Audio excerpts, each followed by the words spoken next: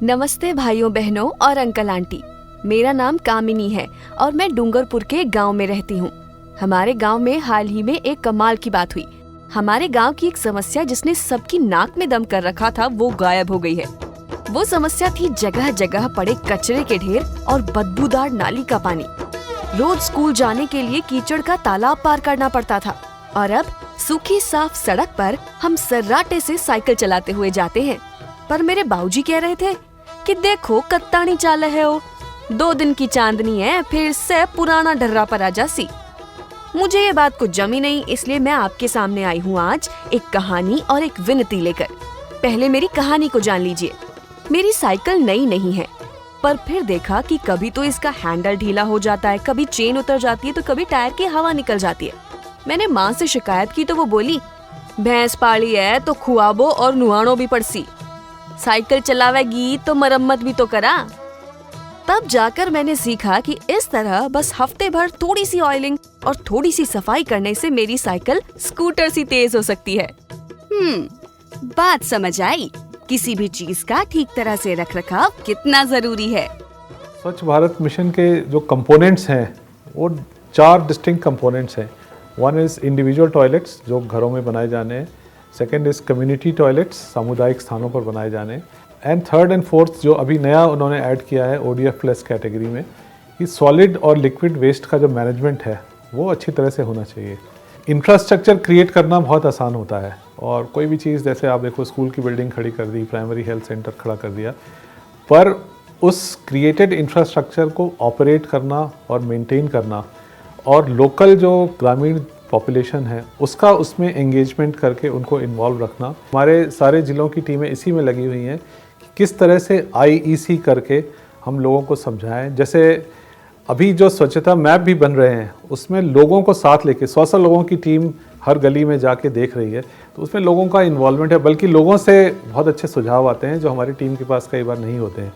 तो इस तरह से पूरे प्रोग्राम के डेवलपमेंट और इम्प्लीमेंटेशन में चूँकि लोगों का पार्टिसिपेशन है, जिसको अंग्रेज़ी में बाय इन कहते हैं, लोगों का बाय इन है, तो इसलिए इस प्रोग्राम की सफलता पे मुझे काफ़ी कॉन्फिडेंस है। जैसे हम घर का ध्यान रखें वैसे पूरी ग्राम पंचायत अपना घर है तो हमें उसका भी ध्यान रखना चाहिए। जो भी चीज़ रिपेयरिंग करनी रहे रिपेयर करें, बाकी लेकिन जो चीज़ नई बनाई है उसका मेंटेनेंस करना ये तो पूरी जनता और वहाँ के वार्ड की जिम्मेदारी होती है। हम लोग जो है नाली तो बना लेते हैं, हम सोक पिट बना लेते हैं, लेकिन जब तक उसकी सही समय पे उसका रखरखाव नहीं होगा, सही समय पे सफाई नहीं होगी, तब तक इसका कोई फ़ायदा नहीं निकलेगा।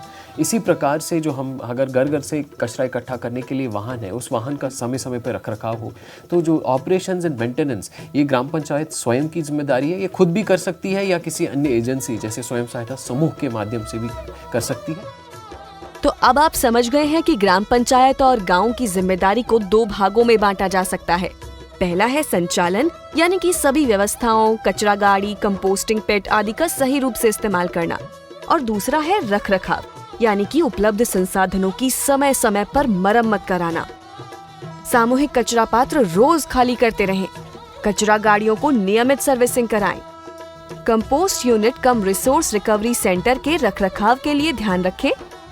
यहाँ नियमित रूप से कचरे की छटाई हो, प्लास्टिक का कचरा ब्लॉक लेवल पर स्थापित प्लास्टिक रिसोर्स सेंटर भिजवाया जाए, जैविक कचरे की खाद बनाई जाए और बचे हुए अजैविक कचरे को कबाड़ी इत्यादि को बेचा जाए।